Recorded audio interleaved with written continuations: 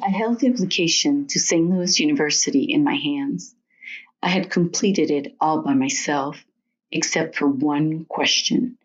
I was not sure what box to check. Mommy should know, I thought. After all, this was in her home city, in her home country.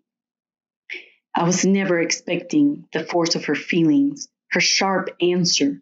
Just look at yourself. You are white. It was 1980. The application was asking about race, white, black, and American Indian. There was no mestizo box. There was no Latino box. It would not be until much later that the ethnicity boxes appeared. My mother was so angry, so upset. Was she worried what any other check box would mean in her home city of St. Louis?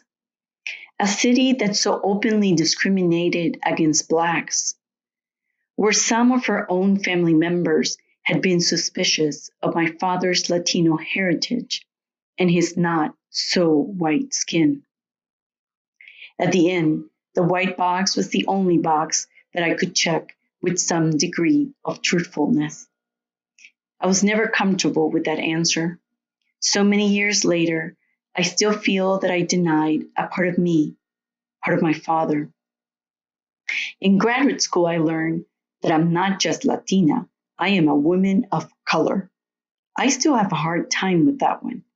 Do I need to classify as a woman of color even if my skin is white, just because my whiteness does not come from the Anglo-Saxon European blood bank 100%, or the gringos version of what it is to be white? If I self-identify as Latina, which I do I need to let go of my skin color?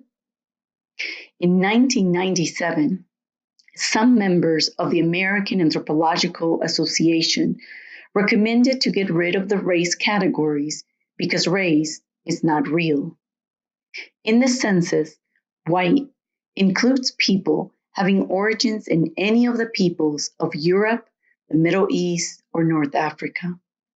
But the Census Bureau also states that the racial categories represent a social political construct that reflects a social definition of race as recognized in this country.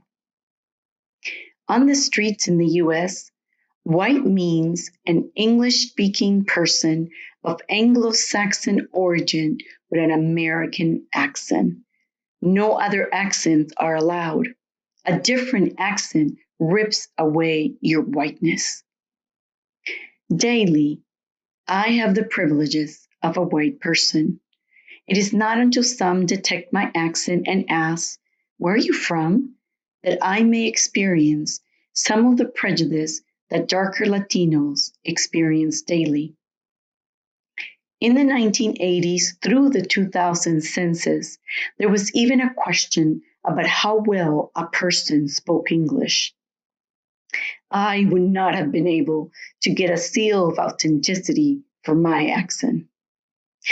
No wonder we have no idea what box to check.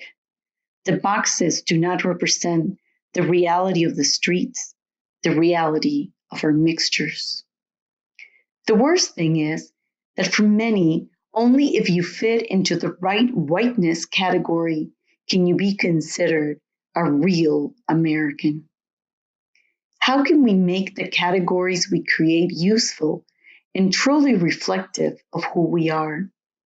So many years later, I still struggle with it. We should be able to be who we are and not have to explain ourselves to others.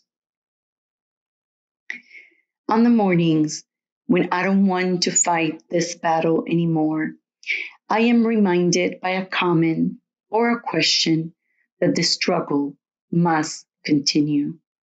Just the other day, a student called me, Miss Bonet, come here, help me. What do I check here? She was in the section of the Applied Texas College application about ethnicity and race. I now look at them and kind of laugh and say, well, there is no box for nice brown color, a mestiza. So what do we check?